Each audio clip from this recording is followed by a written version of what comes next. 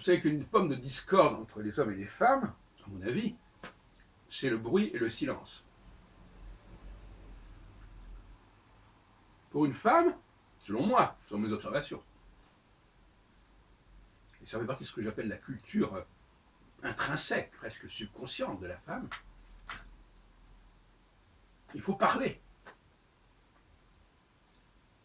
il faut communiquer, il faut échanger. Et ça fait du bruit. Donc le bruit est rassurant pour les femmes. Entrer dans un lieu où il y a beaucoup de bruit, c'est plus rassurant que dans un lieu qui est silencieux. Eh bien, pour les hommes, c'est l'inverse. Moins il y a de bruit, plus c'est favorable. Plus c'est calmant, plus c'est reposant, plus ça facilite la vie intérieure. Le bruit intérieur, je dirais presque. Donc on s'oppose à bruit extérieur, bruit intérieur. Les femmes n'ont pas de bruit intérieur, j'exagère un peu, mais elles ont besoin d'un bruit extérieur. Les hommes ayant une vie intérieure intense sont perturbés par le bruit extérieur. Voilà comment je vois les choses. En gros, de façon un peu caricaturale. Alors comment peut-on s'entendre là-dessus?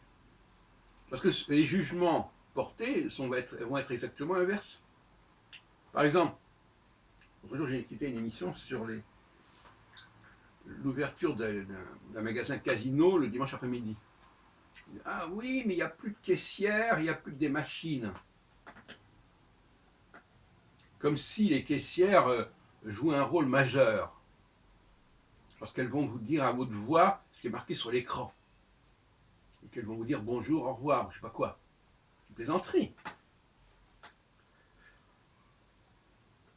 Donc là, on est dans la symbolique. C'est-à-dire, voilà, il faut qu'il y ait du bruit. Il faut que ça parle. On peut dire n'importe quoi, mais il faut que ça parle. De même pour les Africains, par exemple, il faut que ça rie.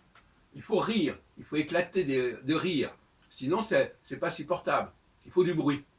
Donc il y a des gens qui ont une culture du bruit. Il faut que ça résonne, il faut que ça fasse du bruit. C'est ça qui est la vie, qui est vivant, vivant, vivant, vivant, vivant. Et pour les gens qui sont plutôt dans la réflexion, dans la méditation, à la limite presque, eh bien le bruit extérieur est nocif et toxique. Alors, il faut savoir ce qu'on veut. Si on veut une société où les intellectuels sont abrutis par le bruit, et donc ne peuvent pas fonctionner pleinement, parce que quand le cerveau entend du bruit, il se met en veilleuse. Par exemple, vous allez pouvoir lire votre journal dans le bruit, mais vous n'allez pas pouvoir écrire dans le bruit. Vous n'allez pas pouvoir lire un livre de philosophie dans le bruit. Donc, le niveau va baisser. Tous les niveaux, hein, le niveau va baisser. Alors, inversement, dans le silence, est-ce que le silence est toxique? C'est la question qui se pose.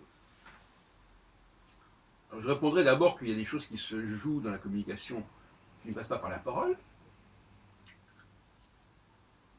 On peut faire l'amour sans parler, on peut se regarder sans parler. La